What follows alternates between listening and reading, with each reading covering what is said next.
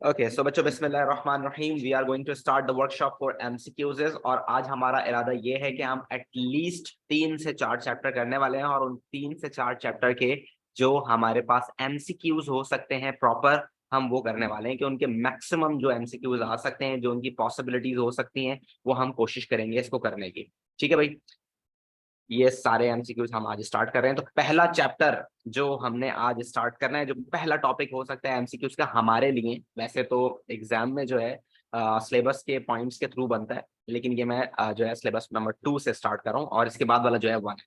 ठीक है, तो फर्स्ट टॉपिक जो मैं स्टार्ट कर रहा हूँ वो कौन से चैप्टर से है बच्चों? This is from atomic structure. तो मेरा जो पहला टॉपिक है वो क्या है? आज का पहला टॉपिक है मेरा एटॉमिक स्ट्रक्चर। ठीक है ना, तो शुरू के ऑलमोस्ट 9 to 10 एमसीक्यूज आपके पास एटॉमिक स्ट्रक्चर के होने वाले हैं। ठीक है, और स्टार्ट कर लेते हैं। हमारे पास यहाँ पर हमारे पास आ गया फर्स्ट एमसीक्यू बच्चों। फर्स्ट एमसीक्यू हमसे क्या कह रहा है? अगर आप यहाँ देखते हैं तो फर्स्ट एमसीक्यू हमसे कह रहा है naturally occurring bromine has relative atomic mass of 80, right, and consists entirely two isotopes, relative atomic masses 79 and 81। वो हमसे कह रहा है कि आपके पास ब्रोमीन जो है, ब्रोमीन के 2 आइसोटोप्स इस दुनिया में एग्जिस्ट करते हैं, एक 79 वाला और एक 81 वाला। टोटल 2 आपके पास ब्रोमीन के आइसोटोप्स एग्जिस्ट करते हैं, एक 79 वाला और एक आपके पास 81 वाला। और वो कह रहा है कि आपके पास इसका जो एवरेज एटॉमिक मास है वो 80 है। तो इसका मतलब क्या हुआ? इसका मतलब मुझे साफ जाहिर ये हो रहा है कि अगर मैं 79 को देखूं और मैं अगर 81 को देखूं, इन दोनों को अगर मैं प्लस करके 2 से डिवाइड कराऊं तो एवरेज एटॉमिक मास मेरे पास कितना आ रहा है? 80 आ रहा है।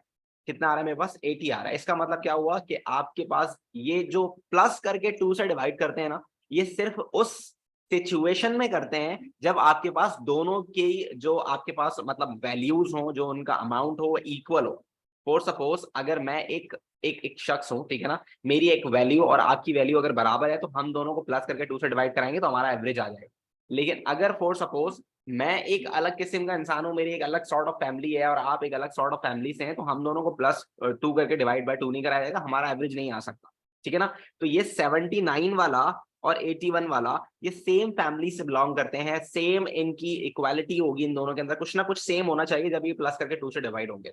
फॉर सपोज मैं क्या कहना चाह रहा हूं, मैं आपको एक्चुअली ये बताना चाह रहा हूं कि फॉर सपोज अगर आप क्लोरीन की बात करें तो क्लोरीन के 2 आइसोटोप्स हैं, एक 31 एक 35 वाला होता है, एक 37 वाला होता है। तो अगर आप देखें तो क्लोरीन के भी 2 आइसोटोप्स हैं, एक 35 वाला और एक 37 वाला। लेकिन इन दोनों के मासेस को हम प्लस करके 2 से डिवाइड नहीं कराते। 35 + 37 डिवाइड बाय हम 2 नहीं कराएंगे, वरना हमारे पास क्या मास आता? 36 मास आता। और अगर आप पीरियोडिक टेबल में देखें तो क्लोरीन का जो आपके पास एटॉमिक मास लिखा हुआ है वो 35.5 लिखा हुआ है। तो इसका मतलब ये है कि ये तो फॉलो नहीं कर रहा। क्यों फॉलो नहीं कर रहा? ये इसलिए फॉलो नहीं कर रहा क्योंकि आपके पास यहाँ पर इन दोनों की परसेंटेज अबेंडेंस इस दुनिया में एक जैसी नहीं है। This is the problem. तो अगर क्लोरीन 35 और 37 इस दुनिया में एक जैसी अबेंडेंस में होते तो आप इन दोनों को भी प्लस करके 2 से डिवाइड करा देते तो ये इनका एवरेज आ जाता। लेकिन ऐसा नहीं है। क्लोरीन जो 35 वाला है आपके पास बच्चों, क्लोरीन 35 वाला जो आपके पास है बच्चों, वो है इस दुनिया में 75%। तो हम उसको मल्टीप्लाई कराते हैं उसकी परसेंटेज से। ठीक है, और अगर आप बात करें किसकी, अगर आप बात करें फॉर सपोज 37 वाले की, तो 37 वाला जो क्लोरीन है वो इस दुनिया में है 25%। तो हम उसको उसकी परसेंटेज से मल्टीप्लाई कराते हैं, उसके बाद हम इन दोनों को प्लस कर देते हैं तो हमारे पास मास आता है 35.5। तो अगर परसेंटेजेस अलग अलग होंगी तो हम उनकी परसेंटेजेस से मल्टीप्लाई कराकर फिर ऐड करते हैं। लेकिन अगर उन दोनों के अंदर परसेंटेज इक्वल है, उनकी अबेंडेंस इक्वल है, तो हम सिंपल प्लस करके डिवाइड बाय 2 करा दें। ठीक है ना, तो इससे मुझे ये बात पता चलती है कि भाई 79 वाला और 81 वाला अगर उसका एवरेज 80 आ रहा है, इसका मतलब ये है कि इन दोनों की अबेंडेंस इक्वल है। इन दोनों की अबेंडेंस कैसी है बच्चों? इक्वल है। इस वजह से आप इसका आंसर कह सकते हो bromine contain 2 isotopes in equal proportion. तो ये जो दोनों हैं ये 50-50% इस दुनिया में एग्जिस्ट करते हैं। इज इट राइट बच्चों?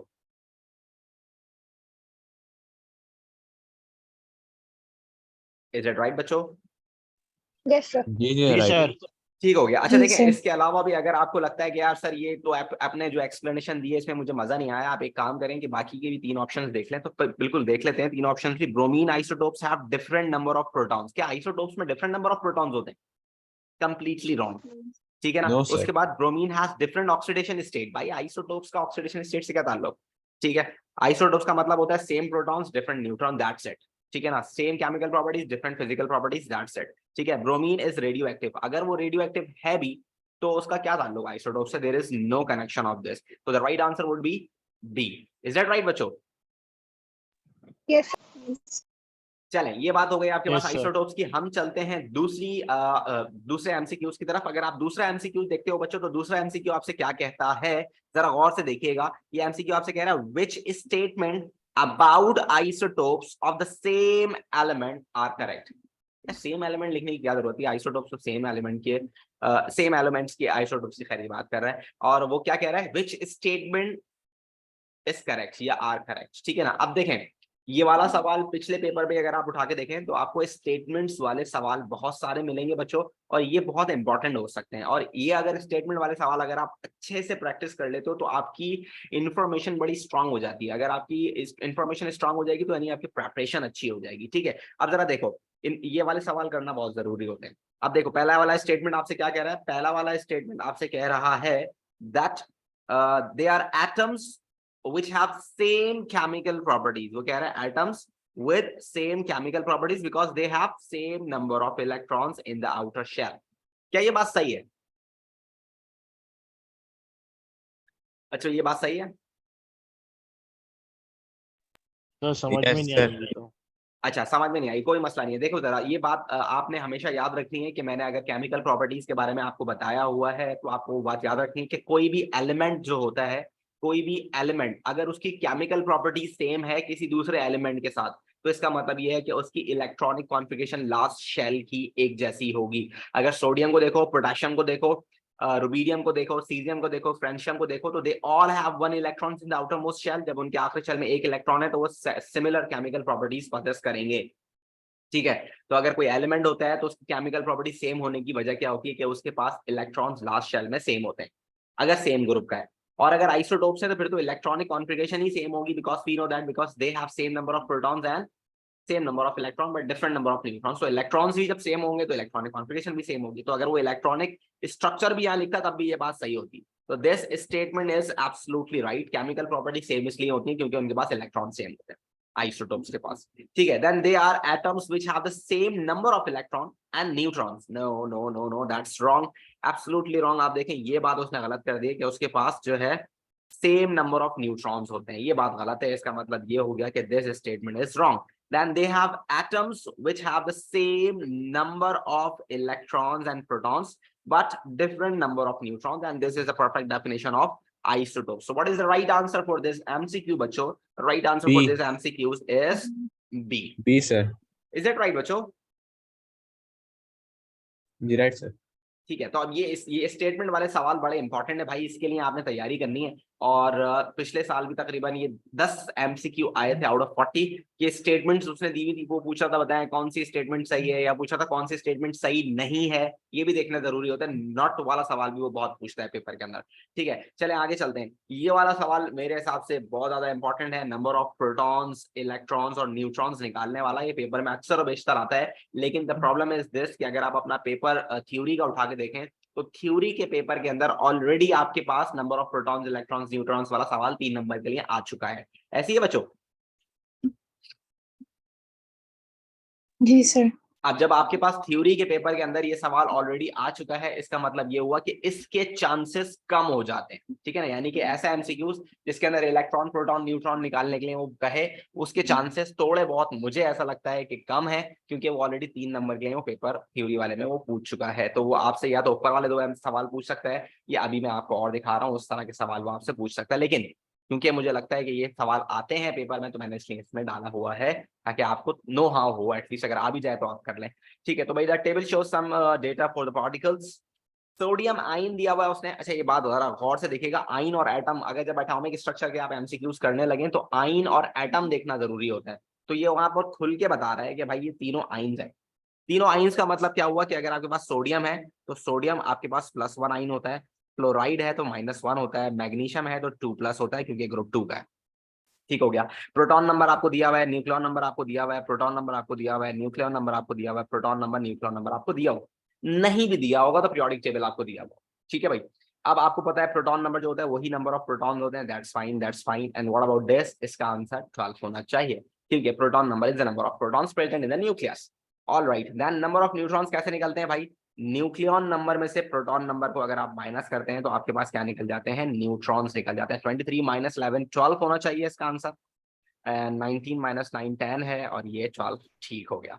ठीक है, उसके बाद वो कह रहा है इलेक्ट्रॉन्स की बात। तो देखें टोटल इलेक्ट्रॉन्स और प्रोटॉन्स न्यूट्रल एटम में बराबर होते हैं। पॉजिटिव होगा तो 1 इलेक्ट्रॉन या 2 इलेक्ट्रॉन कम होंगे, और नेगेटिव होगा तो इलेक्ट्रॉन ज्यादा होंगे। तो यहाँ पर टोटल इलेक्ट्रॉन्स 11 होने चाहिए थे, लेकिन +1 है तो 1 इलेक्ट्रॉन कम है। सही है। यहाँ 9 है, -1 चार्ज है तो इलेक्ट्रॉन बढ़ना चाहिए, तो 9 + 1 इट शुड बी 10। और यहाँ पर 12 - 2 would be 10. Absolutely right. So what should be the answer of this MCQ? It should be 12 10 12 12 10 12. So the right answer for this MCQ would be C. All right बच्चों, जी right sir. Yes. ठीक हो गया। उसके बाद अब देखें आपके पास इस तरह का MCQ भी पेपर में आते हैं जो कि ज्यादातर बच्चों को डिफिकल्ट लगते हैं, जो कि बच्चों से सॉल्व नहीं होते हैं। उसके सॉल्व ना होने की वजह क्या है अभी जरा देख लेते हैं। अब देखें वो क्या कह रहा है आपसे, an element X form a positive ion with the electronic configuration 2,8,8। ठीक है, वो कह रहा है इलेक्ट्रॉनिक कॉन्फ़िगरेशन जो है 2,8,8 है, यानी कि इस आइन के अंदर 18 इलेक्ट्रॉन्स तो ऑलरेडी मौजूद हैं।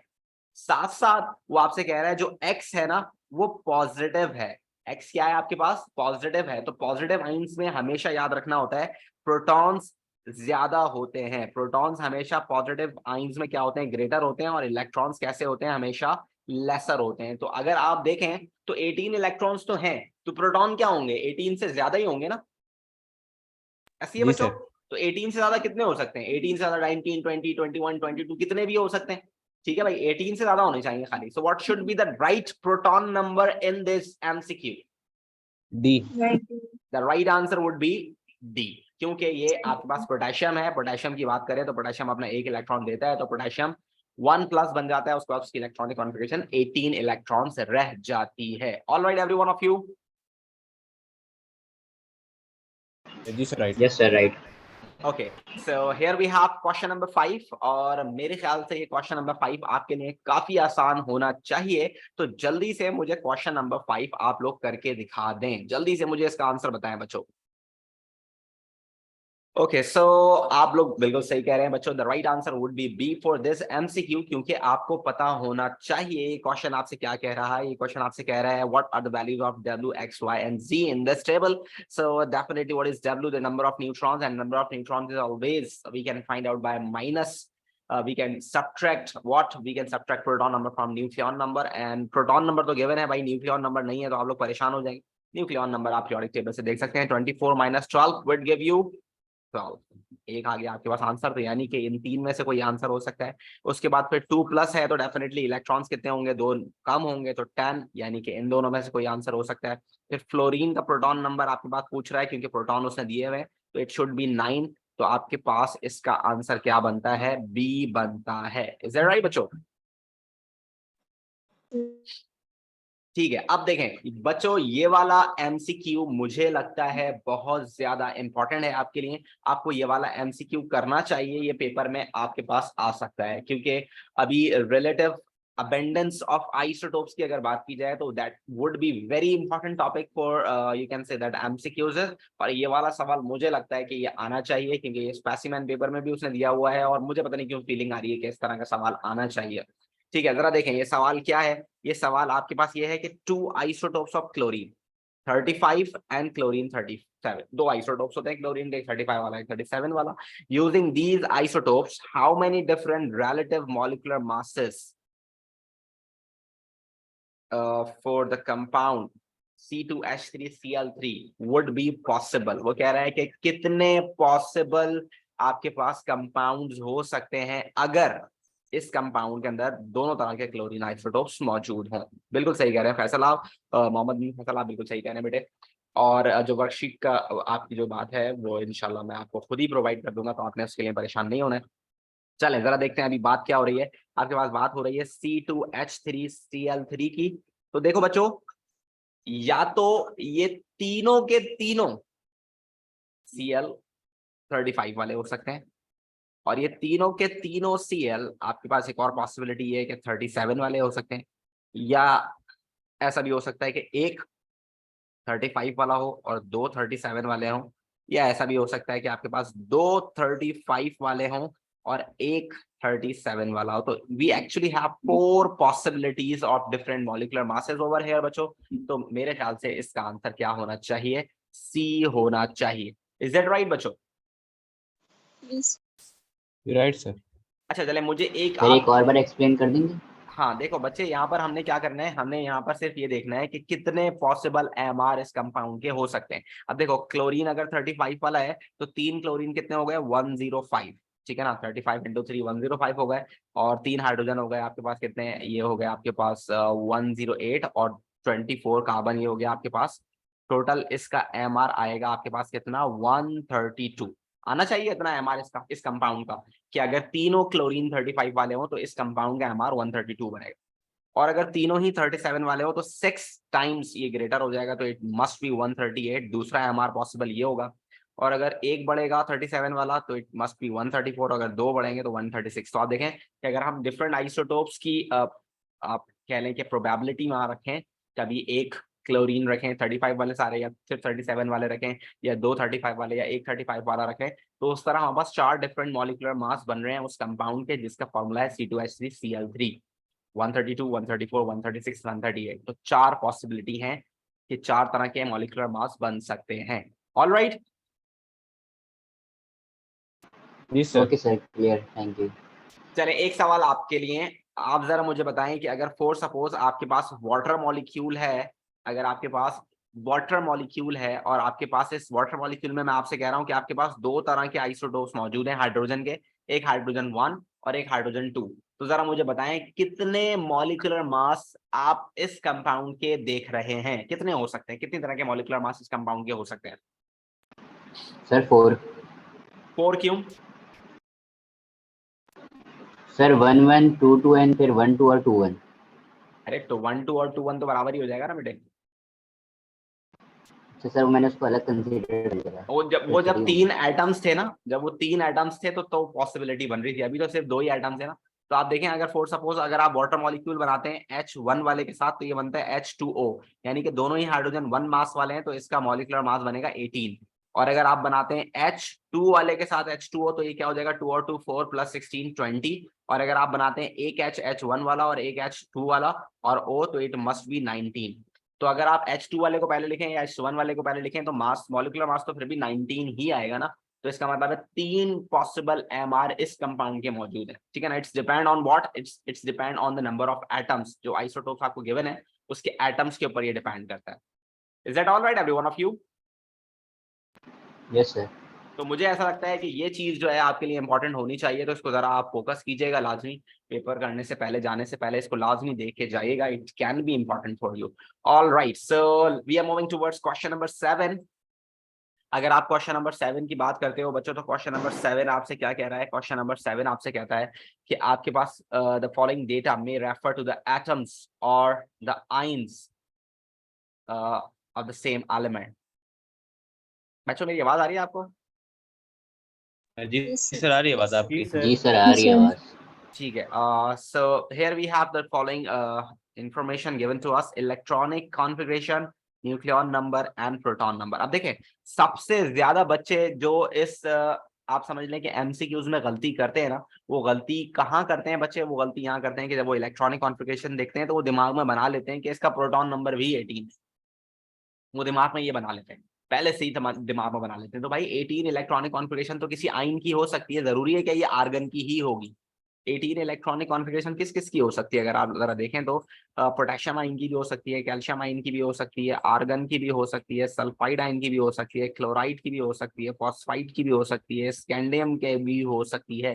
तो we have a lot of particles जिसकी इलेक्ट्रॉनिक कॉन्फ़िगरेशन 18 हो सकती है।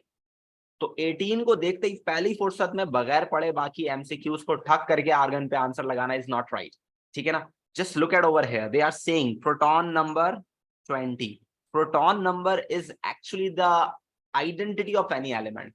तो 20 प्रोटॉन नंबर किसका होता है? It's simple, it's for calcium, right बच्चों और नॉट? Right sir. देखिए यहाँ पर लिखा हुआ भी है रेफर टू द एटम और आइन, लेकिन आइन का लफ्ज अक्सर और बेशतर बच्चे देखते ही नहीं, छोड़ देते हैं।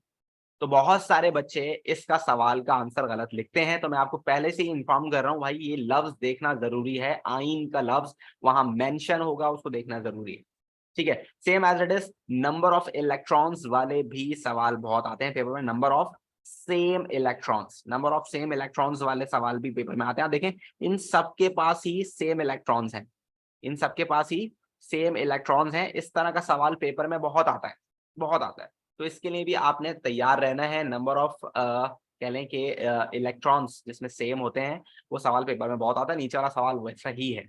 क्या कह रहा है वो आपसे कहता है the metal chromium copper chromium, cobalt, iron and manganese are all transition elements which particles have the same number of electrons। अभी तो उसने वैसे ही बता दिया, सामने खुद बता दिया कि कौन से एलिमेंट के सेम आपके पास क्या होंगे, नंबर ऑफ इलेक्ट्रॉन्स होंगे। अच्छा कोबाल्ट का जो प्रोटॉन नंबर है 27 है, प्लस का मतलब होता है 2 इलेक्ट्रॉन लूज किए हुए हैं, तो इसका मतलब 27 माइनस 2 विल गिव यू 25। और क्रोमियम जो है 24 एटम है, 24। कोबाल्ट जो है आपके पास 25 माइनस 2 तो 27 माइनस 2 25। और आयरन जो होता है 26 होता है, 26 में से 3 गए तो 23, ठीक है। इसी तरह क्रोमियम आपके पास 24 है, manganese 25 minus 2 it would give you 23।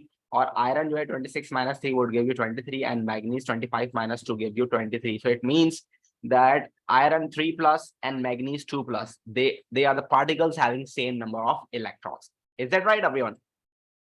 Right sir. ठीक है। And the last MCQ for this topic is an atom of element Z has 14 neutrons and 13 protons। The main thing to see over here is 14 neutrons and 13 protons। It form a positive ion। ये भी बहुत जरूरी है भाई, ये देखना जरूरी। How many electron does this ion Z have? बड़ा सिंपल है। देखें प्रोटॉन नंबर कितना है, proton number you have 13, so it means that you have electronic configuration of 2,8,3। It means कि भाई लास्ट शेल में 3 इलेक्ट्रॉन है, तो ये मेटल है और ये 3 इलेक्ट्रॉन ये लूज कर देगा, तो इसके पास चार्ज कितना आ जाएगा, Z शुड हैव 3 प्लस। और इसके नंबर ऑफ इलेक्ट्रॉन्स कितने होंगे आइंस के अंदर बच्चों? 10। Alright everyone? Yes, sir. Yes sir. Any problem to any one of you? No. तो मुझे ऐसा लगता है कि ये 9 टाइप के क्वेश्चंस हैं एटॉमिक स्ट्रक्चर के, जो कि पेपर में आपसे पूछे जा सकते हैं। तो आपने इसके लिए प्रेपरेशन करनी है, ठीक है ना। अच्छी सी प्रेपरेशन आप लोगों ने इन 9 MCQs की करनी है। इसके अलावा भी आप कर सकते हैं और आपको करनी चाहिए। मुझे ऐसा लगता था कि 9 टाइप के क्वेश्चन अच्छे हैं, तो मैंने डाल दिए इस वर्कशीट के अंदर आपके रिवीजन के लिए। लेकिन आपको चाहिए कि आप बाकी टॉपिक्स भी रिव्यू करें, बाकी इससे रिलेटेड भी MCQs आप करें। बहुत आसान भी हो सकते हैं, बहुत मुश्किल भी हो सकते हैं। इसमें सबसे मुश्किल वाला जो था वो कौन सा था, क्वेश्चन नंबर 7 था या 6 था, सॉरी, तो मैंने आपको करा दिया है। उसके लिए आप जो है उसको लाजमी देखें। जी अबीर कुछ पूछ रही है बेटे?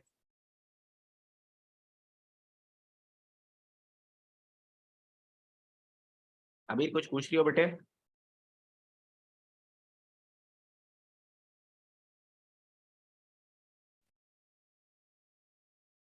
चलें तो आगे चलते हैं भाई। अगर आपका कोई सवाल नहीं है तो here we have the next topic जिसके बारे में हमें बात करनी है। और the next topic is about kinetic particle theory, ठीक है ना। This is the first chapter. इसके MCQs करने लगे हैं हम काइनेटिक पार्टिकल्स थ्योरी के। मुझे ऐसा लगता है कि इसके अंदर जो इंपॉर्टेंट टॉपिक्स MCQs में आपसे पूछे जा सकते हैं, आपकी जो एबिलिटीज हैं उनको चेक किया जा सकता है, वो मैंने यहाँ पर कुछ MCQs अपलोड किए हैं आपको समझाने के लिए, रिवीजन के लिए। बाकी आपकी मर्जी है, आप दूसरे भी करें, उनकी भी प्रैक्टिस करें, ठीक है। Question number 10। अब देखें सबसे इंपॉर्टेंट इंफॉर्मेशन जो आपके पास होनी चाहिए, सबसे इंपॉर्टेंट इंफॉर्मेशन जो आपके पास होनी चाहिए लाजमी आपके इस चैप्टर के लिए, वो है आपके पास प्रेशर और टेम्परेचर का इफेक्ट गैसेस के वॉल्यूम के ऊपर। सबसे इंपॉर्टेंट चीज है भाई, ये पेपर के नहीं है। आपके पास सबसे इंपॉर्टेंट चीज, सबसे इंपॉर्टेंट नोट आपके पास है वो क्या होना चाहिए कि अगर आप टेम्परेचर बढ़ाते हो तो वॉल्यूम ऑफ गैस बढ़ जाता है। अगर आप टेम्परेचर कम करते हो तो वॉल्यूम ऑफ गैस कम हो जाता है, यानी कि temperature is directly proportional to the volume of gas. उसके अलावा अगर आप प्रेशर बढ़ाते हो तो वॉल्यूम ऑफ गैस कम हो जाता है, और अगर आप प्रेशर कम करते हो तो वॉल्यूम ऑफ गैस बढ़ जाता है, यानी कि pressure is inversely proportional to the volume of gas. तो ये दो कॉन्सेप्ट बहुत इंपॉर्टेंट है, इसको अच्छे से पढ़ना है आपने, ताकि ये एमसीक्यू अगर आ जाए तो आप इसमें लाजमी मार्क्स गेन कर लें। ठीक है, उसके अलावा एक कॉन्सेप्ट आपको ये पता होना चाहिए। दूसरा कॉन्सेप्ट क्या है भाई, अगर आप टेम्परेचर लगाते हो, फॉर सपोज अगर आप टेम्परेचर इंक्रीज करते हो, तो टेम्परेचर इंक्रीज करने से आपके पास प्रेशर भी इंक्रीज हो जाता है, क्योंकि जब आप टेम्परेचर इंक्रीज करते हो तो पार्टिकल्स की काइनेटिक एनर्जी बढ़ जाती है। काइनेटिक एनर्जी बढ़ने की वजह से उनकी मूवमेंट बढ़ जाती है, उनकी मूवमेंट की वजह से उनका कोलिजन बढ़ जाता है। देन द कंटेनर फील और एक्सपीरियंस ग्रेटर प्रेशर। ठीक है भाई, तो ये तीन कॉन्सेप्ट हैं। टेम्परेचर बढ़ाओगे गैस का वॉल्यूम बढ़ जाएगा, टेम्परेचर कम करोगे गैस का वॉल्यूम कम हो जाएगा, डायरेक्टली प्रोपोर्शनल है। प्रेशर बढ़ाओगे गैस कॉन्साइज हो जाएगी, उसका वॉल्यूम कम हो जाएगा। प्रेशर ढीला छोड़ोगे तो गैस फैलना शुरू हो जाएगी। Then this is the inversely proportional connection, and when you increase the temperature, pressure of the container would be increase. So these are the only three concept जो कि आपको याद रखने हैं इस टॉपिक से रिलेटेड अभी फिलहाल। ठीक है, तो जरा देखिए आपके पास ये सवाल क्या पूछ रहे हैं आपसे। सवाल आपसे पूछ रहा है, with change in pressure and temperature would both result decrease in volume of fixed mass of a gas. आपको गैस का वॉल्यूम अगर कम करना है तो कैसे कर सकते हो? गैस का वॉल्यूम कम करने के लिए प्रेशर लगाना पड़ेगा, और क्योंकि अगर आप टेम्परेचर बढ़ाते हो तो गैस का वॉल्यूम बढ़ जाता है, तो टेम्परेचर आपको कम करना पड़ेगा। तो decrease in temperature and increase in pressure, that would be the best option for you, जिससे आप गैस का वॉल्यूम कम कर सकते हो। ठीक है ना, आप उसको थोड़ा सा कम कर सकते हो। आपको पता है ना, बलून्स हमारे पास होते हैं, तो हम बलून्स को दबाते हैं तो वो छोटा हो जाता है। ठीक है ना, क्यों हो जाता है? क्योंकि गैस के पार्टिकल्स दूर दूर होते हैं, करीब आ जाते हैं प्रेशर लगाने से। तो प्रेशर लगाओगे तो वॉल्यूम क्या हो जाएगा? कम हो जाएगा। टेम्परेचर कम कर दोगे तो वॉल्यूम क्या हो जाएगा? कम हो जाएगा। तो you can say that increase in pressure and decrease in temperature. Is that right बच्चों? Right sir. जी मोहम्मद कुछ पूछ रहे हैं आप, पूछिए।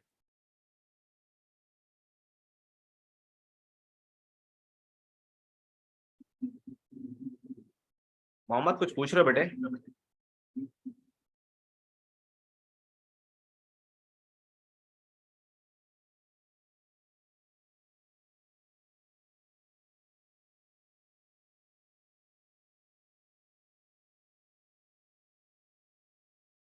यार मोहम्मद, अगर तुम अनम्यूट करके पूछ सकते हो तो दैट वुड बी ग्रेट यार।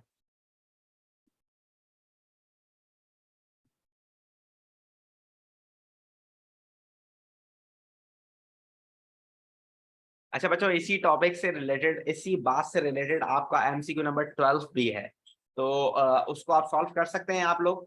सेम चीज है। जी सर। चलें ट्राई करें इसको। मोहम्मद आप जब तक मुझसे सवाल पूछ सकते हैं बेटे मेरे। आप मैं समझ नहीं पा रहा हूँ आप क्या कह रहे हैं। 1 is half and 1 is 2x will be the effect। आप कह रहे हैं कि एक को मैं आधा कर दूं और एक को मैं डबल कर दूं तो क्या इफेक्ट होगा, यानी कि कोई इफेक्ट नहीं होगा, ये कहना चाह रहे हैं आप। देखिए these all types of question can be asked in physics. Chemistry में वो नहीं पूछ सकता है इस तरह की चीजों को मोहम्मद, क्योंकि हमारे पास यहाँ कैलकुलेशन का कोई पैटर्न नहीं है कि अगर फॉर सपोज मैं यहाँ पर प्रेशर इतना लगाऊंगा तो इतना कम हो जाएगा, या मैं टेम्परेचर इतना बढ़ाऊंगा तो आपके पास वॉल्यूम इतना बढ़ जाएगा, कि हमारे पास कोई फिक्स यहाँ पर एक कॉन्सेप्ट नहीं है। अगर ऐसा होता तो डेफिनेटली आपके पास यहाँ पर कैलकुलेशन के बारे में भी पूछा जाता है, लेकिन इस तरह से वो नहीं पूछेगा आपसे। अस्सलाम वालेकुम सर। वालेकुम सलाम। जी बेटे। सर मैं पूछ रहा था कि अगर एक एमसीक्यू देखा था मैंने, वहाँ पे जो टेम्परेचर था वो 2 टाइम्स इंक्रीज हो रहा था और जो प्रेशर था वो हाफ टाइम्स डिक्रीज हो रहा था, तो जो ओवरऑल इफेक्ट होगा वो सिमिलर होगा ना प्रीवियस कंडीशंस के साथ? आपने एमसीक्यूज देखा था ऐसा कोई? आई थिंक सर आईजीसीएसई का था या किसी और का था, ओ लेवल्स का नहीं था। यार अगर ऐसा कोई एमसीक्यूज दिया जाएगा ना तो उसका बैकग्राउंड भी लाजमी दिया जाता है एमसीक्यू में ना, ऐसे नहीं दिया जाता। जैसे फॉर सपोज आपको ऊपर बताया जाएगा, एक टेबल दिया जाएगा, उस टेबल में वो आपको दिखाएगा कि अगर वो टेम्परेचर 2 डिग्री कम कर रहा है तो कितना वॉल्यूम जो है आपके पास कम हो रहा है, या वो 2 डिग्री बढ़ा रहा है तो कितना वॉल्यूम बढ़ रहा है। तो अगर वो एक आपको पैटर्न देगा तब आप सॉल्व कर सकते हो, अगर वो पैटर्न नहीं देगा आपको तो आप इसको सॉल्व नहीं कर सकते हो, क्योंकि हमें नहीं पता कितना टेम्परेचर कम करने से कितना गैस का वॉल्यूम कम हो रहा है। इसमें बहुत सारी चीजें फैक्टर्स होती हैं, उन फैक्टर्स के ऊपर ये डिपेंडेंट होता है। ठीक है, तो हमसे वो इस तरह का सवाल नहीं एक्सपेक्ट करेगा और ना ही वो पूछेगा, क्योंकि डेफिनेटली वो हम कैसे जवाब देंगे, दिस इज ओनली प्रिडिक्शन, हम उसको जवाब नहीं दे सकते। उसके लिए हमारे पास प्रॉपर इसका कोई टेबल होना चाहिए जिससे हम देखकर उसको आइडेंटिफाई कर सकें। सही है, ठीक है सर, थैंक यू। कभी भी कोई ऐसा सवाल नहीं पूछेगा। जैसे फॉर सपोज अभी एक बच्चे ने मुझसे सवाल पूछा था दिन में कि भाई सर वर्डिगर्स जो है हमारे सिलेबस में मौजूद है या नहीं है। तो भाई देखें, वर्डिगर्स का फॉर्मूला था, मैंने आप लोगों को मॉलिक्यूलर मासेस निकालते वक्त कराया था, अगर आपको याद हो। और वो जो कॉपर था, फिर CH3CO2 था, फिर उसके बाद COOH था, फिर 5 मोल्स ऑफ वाटर थे। तो एक काफी बड़ा मॉलिक्यूल था, आपको उसका फॉर्मूला याद नहीं रखना। अगर इस तरह के मॉलिक्यूलर मासेस एग्जामिनर आपसे पूछने की कोशिश करता है तो वो फॉर्मूला आपको देता है।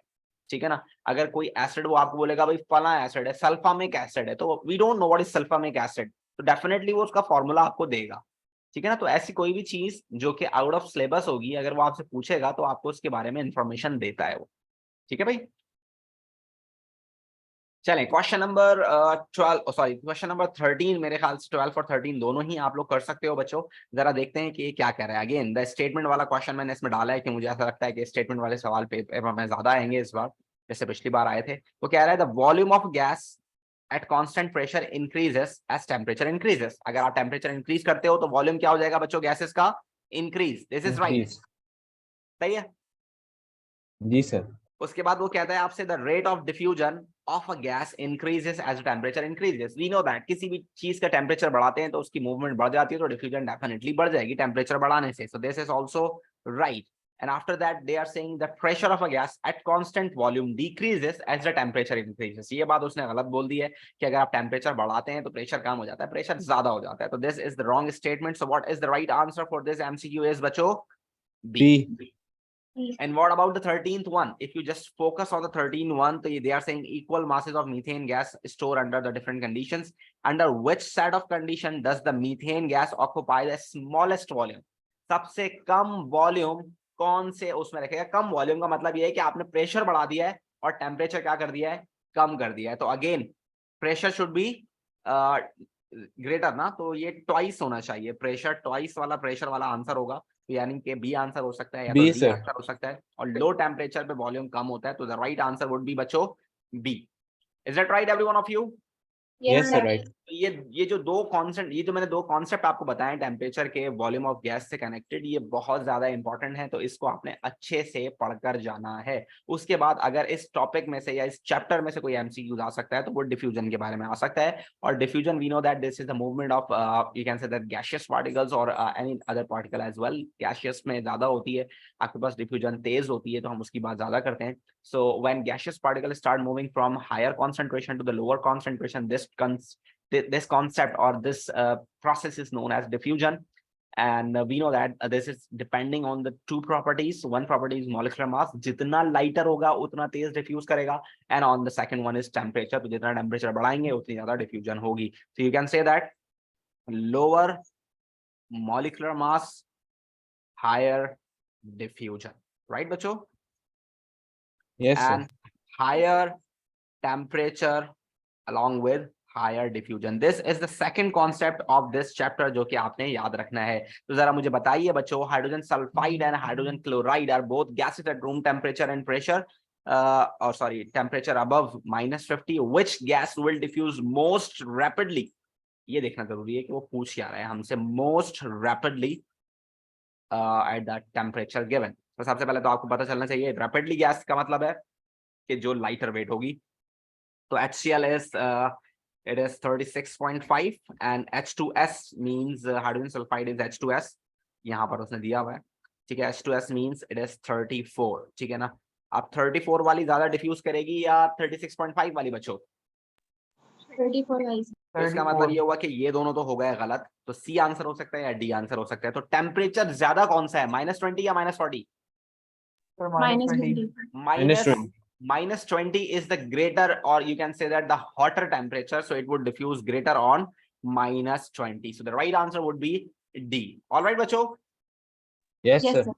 देखें Yes, जब sir. भी वो डिफ्यूजन की बात करेगा ना तो ये माइनस वाला टेम्परेचर आपको देगा, क्योंकि आपको तंग करना चाहता है वो। ज्यादातर बच्चे जो है -40 पे टिक लगा देंगे, वो ये कंसीडर करेंगे तो 40 बड़ा है तो 40 टेम्परेचर माइनस में ज्यादा होगा, लेकिन you need to keep remember जब हम नेगेटिव में जाते हैं तो वो कोल्डर हो जाता है, तो -20 is you can say that much more hotter as compared to -40, right? Then here we have question number 14, which is all about the purity of the substances. So you must need to remember that pure substances have sharp melting point and boiling points, right बच्चों? Yes, sir. And if you Yes, talk sir. about impure solid, if you talk about impure solid बच्चों, so melting point क्या हो जाता है? Decrease. क्या हो जाता है बच्चों? Decrease. Decrease. और if you talk about impure liquid, तो आपके पास boiling point क्या हो जाता है बच्चों? Increase. Increase. और Increase. इंक्रीज के साथ साथ आपको ये बात याद रखनी है कि इंक्रीज के सेंस में होता है, जैसे फॉर सपोज आप पानी को हीट करना शुरू करते हो, पानी को बॉईल करना है आपने, इम्प्योर पानी है, 100 डिग्री सेंटीग्रेड के बाद वो बॉईल होना शुरू हो जाएगा, लेकिन बॉइलिंग के साथ साथ टेम्परेचर भी इंक्रीज करेगा, और जब कंप्लीट पानी बॉईल होगा तो वो टेम्परेचर 104 पे पहुंचा होगा। Then there is a range of temperature during the boiling. अगर during the boiling range of temperature आता है, it means it is impure. और अगर शार्प यानी कि पूरा का पूरा पानी 100 डिग्री सेंटीग्रेड पे बॉईल हो गया, इसका मतलब है वो लिक्विड प्योर है, यानी कि वो पानी प्योर है। तो ये बात आपने ध्यान में रखनी है कि इम्प्योरिटीज का मतलब ये है कि ड्यूरिंग द बॉइलिंग या during the melting temperature change आपको होता हुआ नजर आएगा। There is a range of melting point and boiling point. तो रेंज तो नहीं होती ना मेल्टिंग पॉइंट की, मेल्टिंग पॉइंट तो फिक्स होता है। Melting point is you can say that one of the thing by which we can identify कि भाई ये प्योर है या इम्प्योर है सब्सटेंस, तो वो फिक्स होना चाहिए। अगर अल्कोहल है तो उसका बॉइलिंग पॉइंट 78 फिक्स है। अगर 78 पे वो पूरा का पूरा बॉईल हो गया तो इट मींस प्योर अल्कोहल है, इथेनॉल है। लेकिन अगर वो 78 से बॉईल होना शुरू हुआ और वो 81 तक चला गया, इसका मतलब this is impure ethanol. Got it बच्चों, what I am trying to say? Yes, Yes, sir. sir. Okay, तो Yes, अब इस sir. कॉन्सेप्ट से Yes. रिलेटेड हमारे पास यहाँ सवाल मौजूद है। 4 substances are heated gently, the temperature at which they are start and finish melting are recorded. You can see this 117 पे स्टार्ट हुआ, 117 पे स्टॉप हो गया, 0 पे स्टार्ट हुआ, 0 पे खत्म हो गया। यानी कि ये दोनों कैसे हैं बच्चों? These two substances are pure. Pure. Pure. And अगर आप दूसरे वाले को देखो तो दूसरे वाले में आपको यहाँ साफ नजर आ रहा है 36 पे स्टार्ट हुआ, 40 तक गया, 101 पे स्टार्ट हुआ, 105 तक गया। इसका मतलब ये हुआ कि ये दोनों कैसे हुए सब्सटेंसेस बच्चों? Impure. Impure. अब देखें पहली स्टेटमेंट आपसे क्या कह रही है? Which statement about the substances is correct? Substance 1 is only pure substance. ऐसा तो नहीं है, this is not the only one which is pure. We have 2 substances that are pure ना। तो ये स्टेटमेंट आधी सही है, only लफ्ज की वजह से ये खराब हो गई। ऐसी है बच्चों? जी sir. Then substance 3 and 4 are impure. This is correct statement. Substance 4 is water. We are not exactly know about this कि भाई water होगा, हो सकता है कुछ और भी हो, हमें नहीं पता इसके बारे में। They are all solid at room temperature. Solid room temperature में नहीं हो सकते, क्योंकि देखें ये 0 पे स्टार्ट हो गया मेल्ट होना, यानी कि ये solid नहीं है, ये liquid हो सकता है। So this is also wrong. So the right answer would be बच्चों only B. Is that right बच्चों? Yes, sir. Yes, sir. अब देखें इसी से रिलेटेड, इसी कॉन्सेप्ट से रिलेटेड एक और एमसीक्यू है हमारे पास, एमसीक्यू नंबर 15। वो क्या कह रहा है आपसे? The graph gives the melting point of mixtures of lead and tin. वो कह रहा है लेड और टिन का मिक्सचर है, उसका मेल्टिंग पॉइंट का आपके पास ग्राफ मौजूद है। तो भाई आपने रहना है सिर्फ इस कॉन्सेप्ट पे। आपको जैसे मोहम्मद बिन फैसल, आपके लिए दोबारा सवाल आपके लिए आ गया, ये सवाल जब देखना है आपने। अब यहाँ आपने इस कॉन्सेप्ट पे रहना जो मैंने आपको बताया, इससे हट कर जवाब नहीं देना है आपने। अब देखो फॉर सपोज ये सवाल है आपके पास, ये जैसे फॉर सपोज 325 दिखा रहा है, फॉर सपोज ये आपको दिखा रहा है फॉर सपोज 225, ठीक है ना। वो कह रहा है आपके पास ये तकरीबन 60% टिन इसके अंदर मौजूद है, ठीक है ना। अब इसका हरगिज मतलब ये नहीं है कि आप इसमें कैलकुलेशन करने बैठ जाओगे। जैसे फॉर सपोज आप बोलोगे सर ये जो मिक्सचर है ये तो सर प्योर लेड का है, तो लेड का मेल्टिंग पॉइंट 25 और वो 40%, ठीक हो गया। और टिन का जो मेल्टिंग पॉइंट है वो है 225 और वो है 60%। तो इसको अगर मैं बैलेंस करूंगा, कैलकुलेट करूंगा, तो ये आ गया तकरीबन 260 के समवेयर इसका जो है सर मेल्टिंग पॉइंट आना चाहिए। तो 260 तो इन दोनों के बीच में आ रहा है, तो इसका राइट आंसर जो होगा वो होगा between that tin and lead. ऐसे कर सकते हैं आप?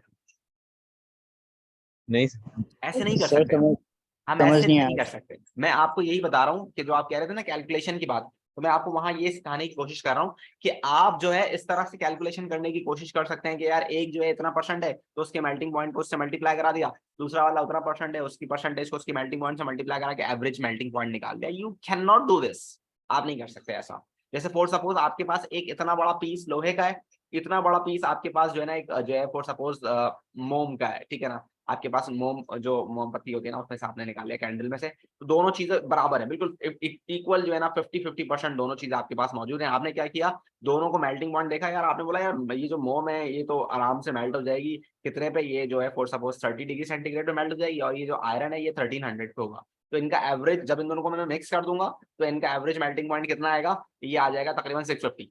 ऐसा तो नहीं होगा ना, दोनों सब्सटेंस अलग अलग हैं, उनके मेल्टिंग पॉइंट अलग अलग हैं, जब आप उसको मिक्स करोगे तो उनका मेल्टिंग पॉइंट, आपको सिर्फ एक बात पता है, सॉलिड अगर इम्प्योर होगा तो उसका मेल्टिंग पॉइंट कम होगा, बस ये पता है आपको। इसके अलावा आपको कुछ ऑप्शन नहीं दिया गया कि कितना कम होगा, कितना आगे जाएगा, ऐसा कुछ भी नहीं है, सिर्फ एक चीज है, कम होगा।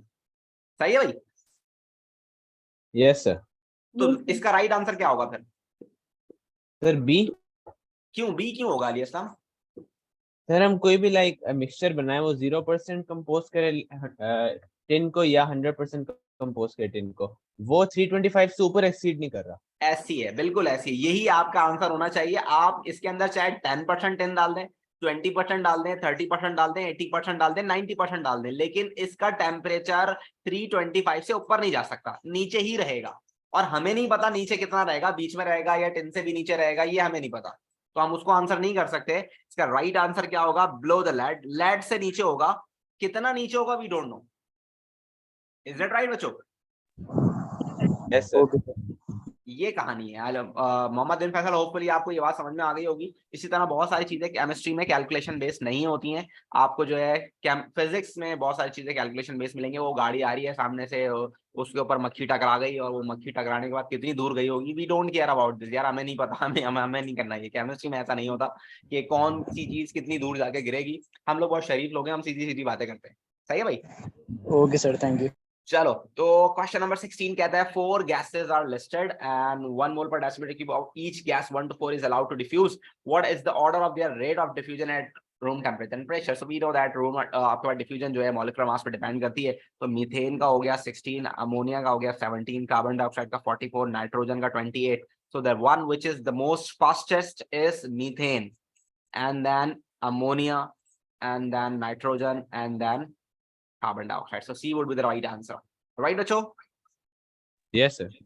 Yes. Okay. Then here we have question number 17. Again, this is connected with diffusion, and I want बच्चों कि ये सवाल आप सॉल्व करें। चलें, इसको कोशिश करें सॉल्व करने की। बहुत मजे का सवाल है, मुझे बहुत अच्छा लगता है ये सवाल। ट्राई करें, फिर मैं आपको सॉल्व कराता हूँ।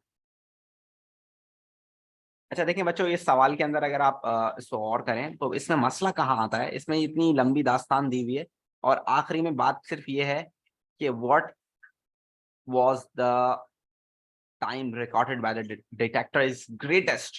तो सबसे ज्यादा टाइम कहाँ नोट किया जाएगा? जो सबसे लेट डिफ्यूजन होगी, जो सबसे आहिस्ता होगी, जो सबसे स्लो होगी, ठीक है ना। तो सबसे स्लो कब होगी? जिसका मॉलिक्यूलर मास ज्यादा होगा और टेम्परेचर कम होगा। सो डेफिनेटली मॉलिक्यूलर मास इसका ज्यादा होगा। ये तो 44 है, ये मुझे ज्यादा नजर आ रहा है। 19 × 6 + 32, तो ये काफी ज्यादा नजर आ रहा है, और साथ साथ लो टेम्परेचर भी है।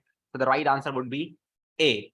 If Tazmeen is here, then I just want to say thank you to her for this MCQ. ये आपकी वजह से मैंने ऐड किया तज़मीन यहाँ पर। Then question number 18 बच्चों। Question number 18 is here that the diagram shows an apparatus used to compare the rates of diffusion at which label position did a white deposit ammonium chloride would be formed. Okay, bachcho, so when HCl is going to react with ammonia, they are going to form what? Ammonium chloride, and this is having white, cloudy, you can say that appearance. तो वो कह रहा है कि वो कहाँ appear होगी। तो कहाँ अपेयर होगी बच्चों? जरा आप देख सकते हैं कि ये अमोनिया NH3, इसका मॉलिक्यूलर मास है 17, और ये है आपके पास HCl, इसका मॉलिक्यूलर मास कितना है 36.5। So which one going to diffuse faster? Definitely ammonia diffuse faster, ये ज्यादा तेजी से डिफ्यूज करेगी। And when the one which is going to diffuse faster definitely travel greater, तो ये आपके पास ग्रेटर ट्रेवल करेगी, ज्यादा एरिया कवर करेगी। सो जब ये ज्यादा कवर करेगी तो डेफिनेटली आपके पास the right answer would be D. What do you say, बच्चों? Is that right or not? Yes, right sir. Sir. Right sir. Okay, so here यहाँ पर हमारे पास दूसरा टॉपिक भी खत्म हो गया। अब हम स्टार्ट करने जा रहे हैं अपना तीसरा टॉपिक, जो कि आपके पास है आयोनिक बॉन्डिंग से रिलेटेड। तो ये तीसरा टॉपिक आपके पास आयोनिक बॉन्डिंग से रिलेटेड है। तो आयोनिक बॉन्डिंग से रिलेटेड एमसीक्यूज करने से पहले जरा मैं आपसे कुछ फॉलोइंग डेफिनेशंस या बेसिक चीजें पूछने जा रहा हूं, तो आप लोगों ने मुझे जवाब देना है। सबसे पहले मुझे जवाब देंगी Sameen. Sameen, can you please answer me बेटे, आयोनिक बॉन्ड किसके दरमियान बनता है?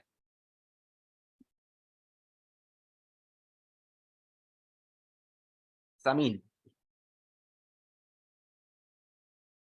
समीन, आयोनिक बॉन्डिंग किसके दरमियान बनता है बेटे?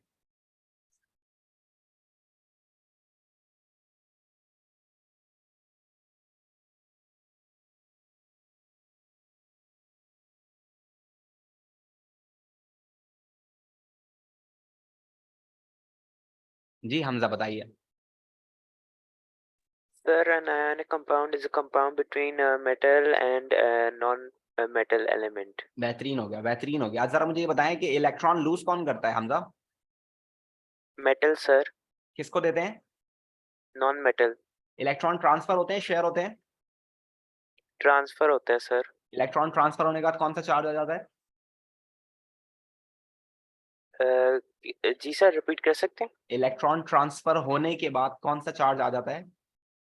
पॉजिटिव चार्ज आ जाता है और मेटल में, रिसीव करने के बाद नेगेटिव नेगेटिव। और इन दोनों के दरमियान जो अट्रैक्शन होती है, फोर्स ऑफ अट्रैक्शन, उसको नाम क्या देते हैं?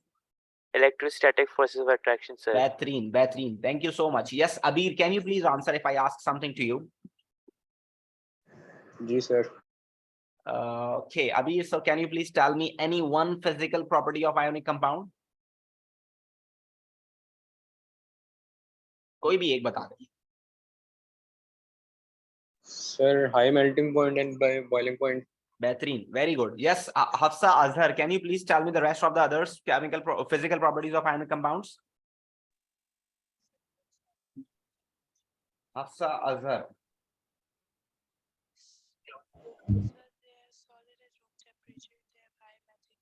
Hafsa Azhar, आयशा बता दें, कोई मसला नहीं है। They conduct electricity in molten and aqueous states. बेहतरीन, They very good. are soluble in water in molten and aqueous states, and They are soluble in water in molten and aqueous का क्या मतलब है? Soluble in water तो हो गया ना, तो पानी में डिसॉल्व होगा तो aqueous state। कंडक्टिविटी वाले में molten और aqueous यूज करते हैं। electricity in molten and aqueous Yes, state. absolutely right. And what about the one which is the state? कौन बताएगा मुझे state के बारे में? कौन बताएगा किस state में exist करते हैं ये? solid, sir. Solid form में most of the time. Solid in room temperature. Absolutely right. Very good बच्चों। तो मेरे ख्याल से आप लोगों को आयोनिक कंपाउंड के बारे में बहुत सारी चीजें पता हैं। That looks like sound information you all have. चले अब हम इसको सॉल्व करने की कोशिश करते हैं। क्वेश्चन नंबर 19 आपसे कह रहा है the table shows some properties of four substances, ठीक है, which substance is ionic compound? तो we all know that कि भाई उसकी फिजिकल प्रॉपर्टीज कौन कौन सी हैं कि इसका मेल्टिंग पॉइंट हाई होगा। तो ये आंसर हो सकता है, ये आंसर हो सकता है, ये नहीं हो सकता क्योंकि ये बहुत ज्यादा हाई है। चलो अगर हम इसको कंसीडर कर भी लें, चलो कर लेते हैं कि भाई ये भी आंसर हो सकता है। उसके बाद conducts electricity, we know that they can conduct electricity in molten and solid, molten and aqueous state. They never conduct electricity in solid state. तो ये इन दोनों में से कोई आंसर हो सकता है। तो ये तो गलत हो गया, इसका मतलब right answer would be B, they dissolve in water, right? They conduct electricity in aqueous states. The right answer would be बच्चों बी। ठीक है ना, इतना ज्यादा melting point giant covalent structures का होता है, तो मे बी कि ये आपके पास जो डी दिया हुआ है ये आपके पास ग्रेफाइट होगा। चले 20 की अगर हम बात करें, when a piece of sodium is heated in air, it reacts with oxygen to form an ionic compound, sodium oxide. It transfer of electron, which is statement correctly explain what happened when sodium reacts with oxygen. तो इसके लिए आपको पता होना चाहिए sodium is from group number 1, इसका proton number 11 है, 23 इसका न्यूक्लियन नंबर है। Oxygen is from group number 6, इसका प्रोटॉन नंबर 8 है, न्यूक्लियन नंबर 16 है। ग्रुप नंबर 6 का है तो इसके आखिरी शेल में 6 इलेक्ट्रॉन्स होंगे, इट रिक्वायर्स 2 इलेक्ट्रॉन्स। ठीक है ना, ये ग्रुप नंबर 1 का है तो इसके आखिरी शेल में 1 इलेक्ट्रॉन होगा, इट रिक्वायर्स 7 इलेक्ट्रॉन्स। ठीक है ना, तो ये इसको डोनेट कर देगा, 1 इलेक्ट्रॉन और +1 हो जाएगा, ये 2 रिसीव करेगा तो ये हो जाएगा -2।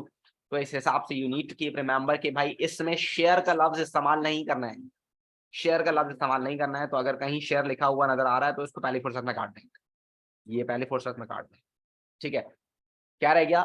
ट्रांसफर, लॉस, गेन, ये बातें याद रखनी है आपने, ठीक है भाई। तो sodium atom loses 2 electron, sodium electron 2 electron lose करता है, सोडियम तो 2 नहीं करता है ना, 1 करता है। तो you can say that 2 sodium atoms each lose 1 electron which are both transferred to an oxygen atom. This is the complete statement for the compound sodium oxide. Is that right, every one of you?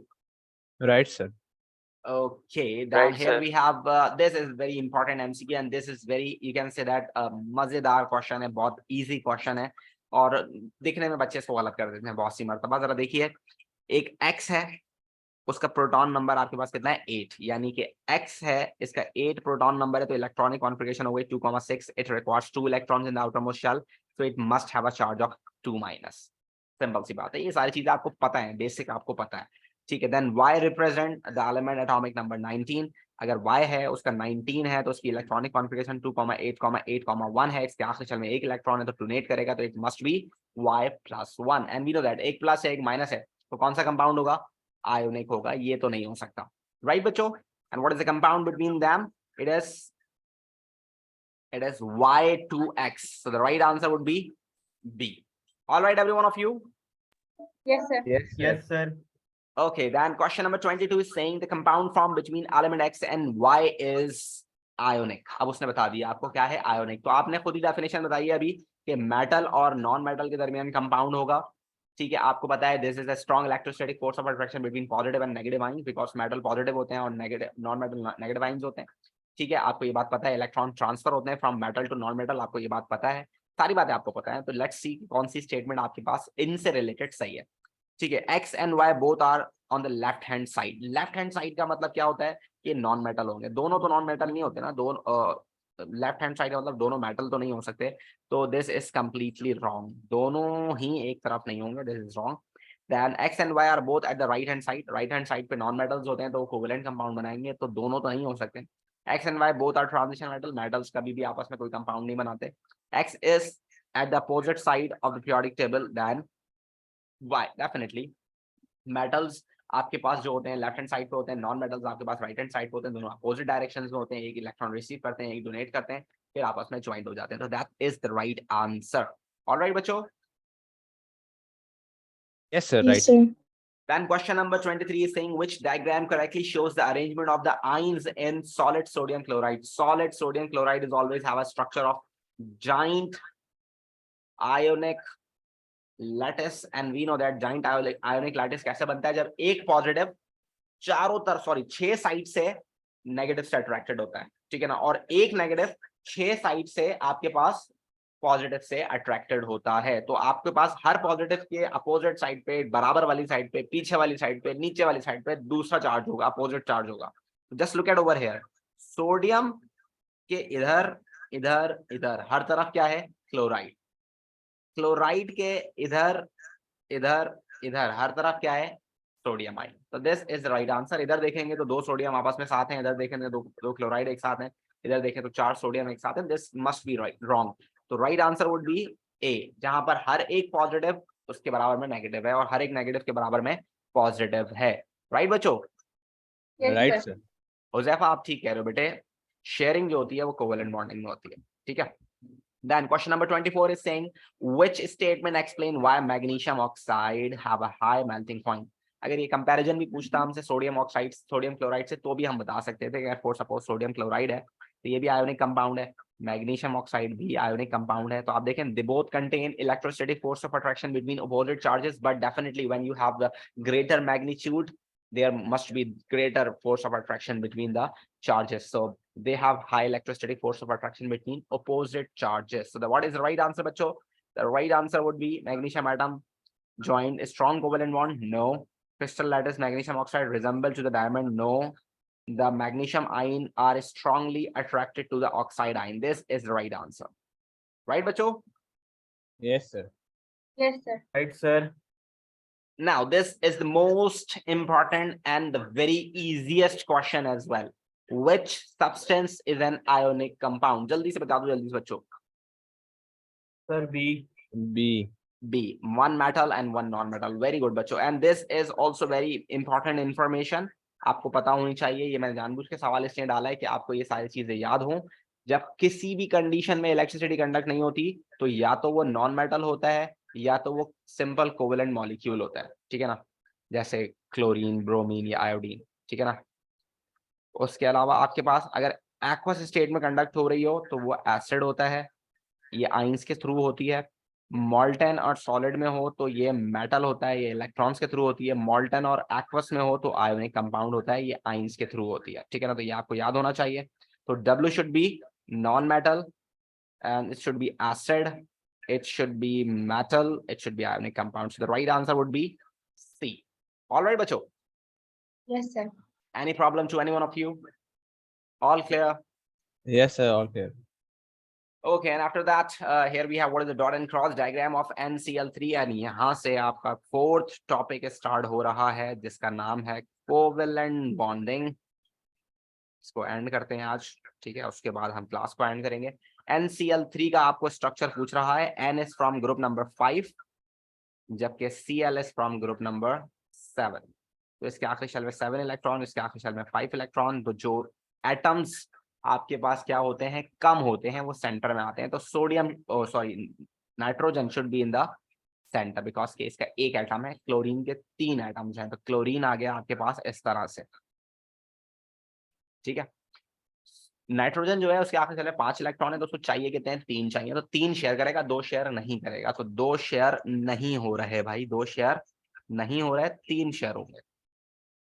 Chlorine के आखिरी share में 7 electron होते हैं, उसको 1 चाहिए, तो सिर्फ 1 share करेगा, 6 शेयर नहीं करेगा।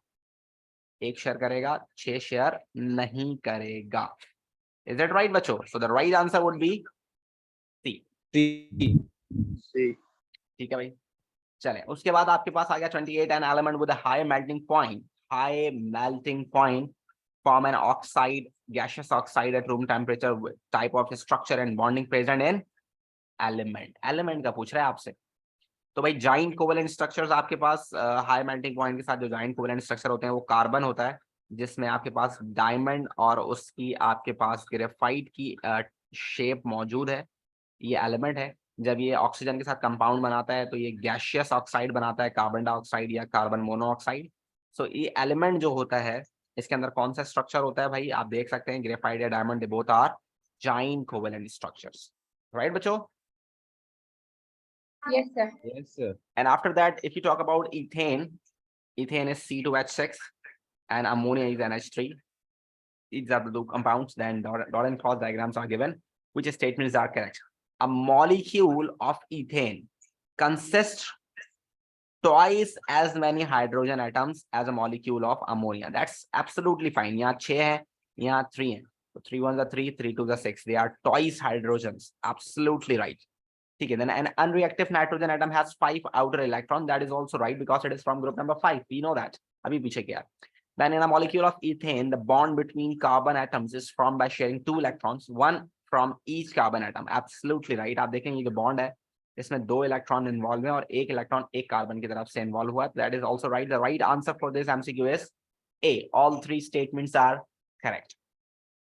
Then how many of the molecules shown contain only one covalent bond? Only one covalent bond. One covalent bond का मतलब ये है कि क्लोरीन और क्लोरीन का एक इलेक्ट्रॉन शेयर है, हाइड्रोजन और हाइड्रोजन का एक इलेक्ट्रॉन शेयर है, हाइड्रोजन और क्लोरीन का एक इलेक्ट्रॉन शेयर है। ऑक्सीजन को देखो तो 2 इलेक्ट्रॉन शेयर है, जबकि नाइट्रोजन को देखो तो 3 इलेक्ट्रॉन शेयर है। तो वी ओनली हैव 3 मॉलिक्यूल्स जिसके अंदर कोवेलेंट बॉन्ड सिंगल बॉन्ड है, डबल और ट्रिपल नहीं है। So we have right now 3 molecules जिसके अंदर सिंगल बॉन्ड मौजूद है। Then which substance has a giant covalent structure and contain atoms more than one element? देखो ये एक लफ्ज से पूरा एमसीक्यू का आंसर चेंज हो गया। जाइंट कोवेलेंट स्ट्रक्चर आपके पास डायमंड भी है, ग्रेफाइट भी है, सैंड भी है। आंखें बंद करके आप इनमें से कोई सा भी आंसर लगा दोगे, मुझे पता है बहुत सारे बच्चे डायमंड लगा देंगे, बहुत सारे बच्चे ग्रेफाइट लगा देंगे और बहुत सारे बच्चे सैंड भी लगा देंगे। लेकिन जो एमसीक्यूज प्रॉपर्ली पढ़ेगा मोर देन वन एलिमेंट का मतलब ये है डायमंड आपके पास जाइंट है, सिर्फ कार्बन पे बना हुआ है, ग्रेफाइट सिर्फ कार्बन पे बना हुआ है, ये सिंपल मॉलिक्यूलर है, ये 2 एलिमेंट्स के ऊपर बना हुआ है। So more than one element पे कौन बना हुआ है? Sand. So the right answer would be बच्चों D. D. All right, every one of you. Yes, sir. Yes sir. Then here we have question number 32. A molecule of sulfuric acid has a structural formula shown. How many electrons are involved in forming all the covalent bonds in one molecule? कितने electrons involved हैं bonding में? अब ये परेशान कौन बात है यार, मैं क्या इसको सबको काउंट करूंगा कितने इन्वॉल्व है? तो भाई वी नो दैट कि एक बॉन्ड बना हुआ होता है ना, एक बॉन्ड में एक इलेक्ट्रॉन इधर से एक इलेक्ट्रॉन इधर से होता है। तो एक लाइन, एक बॉन्ड का मतलब होता है 2 इलेक्ट्रॉन इन्वॉल्व हैं। तो लाइंस काउंट कर लो, 1 2 3 4 5 6 7 8, 8 बॉन्ड्स हैं। कितने इलेक्ट्रॉन्स इन्वॉल्व होंगे बच्चों? 16. So the right answer would be D. All right, every one of you. Yes, sir. Yes, sir. Then propene has a very low boiling point because of the weakness of what? What is the right answer of this, bachcho? What is the weakness of what is weakness here over here in a propene molecule?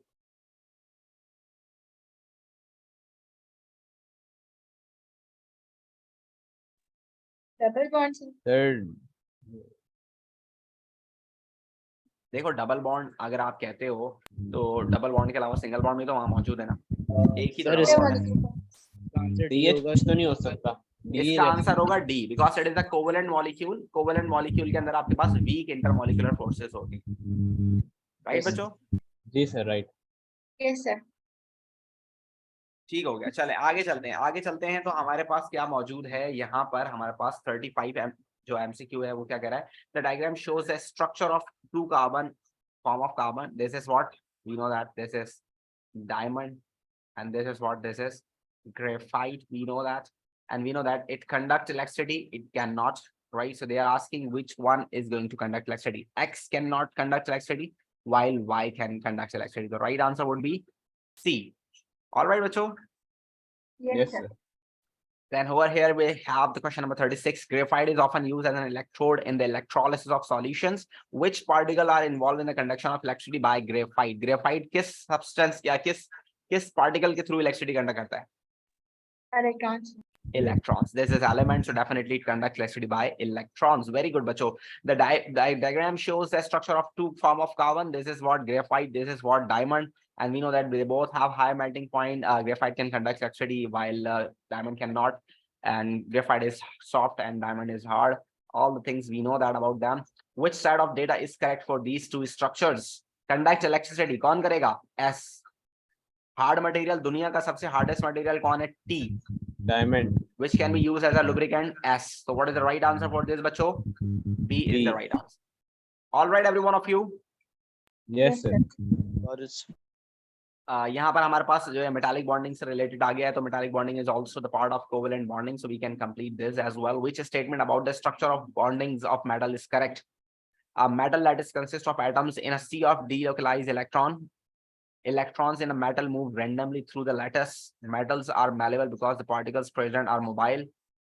The ions of the metal move when positive and negative electrodes are attached. So what is the right statement over here, bacho?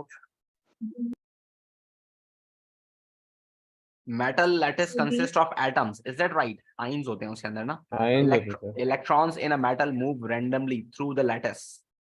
Electron move करते हैं, ये तो बात सही है. Metals are malleable because the particles present are mobile. No, particles layered की form में होते हैं, मोबाइल नहीं होते. The ions in metal move when positive and negative electrode are attached. नहीं भाई, ions तो move नहीं करते, electron move करते हैं. So the right answer would be B.